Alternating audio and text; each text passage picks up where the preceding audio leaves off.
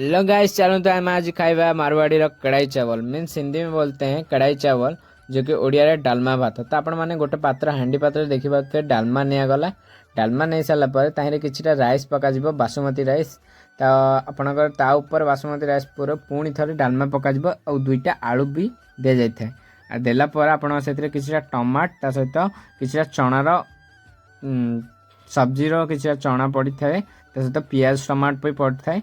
तापर टिके किछिटा हरी चटनी पड़े।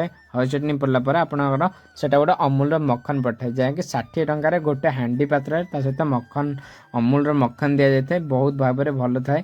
तो जीरा गुंड तापर मसला माने चाट मसला पड़ी थाए।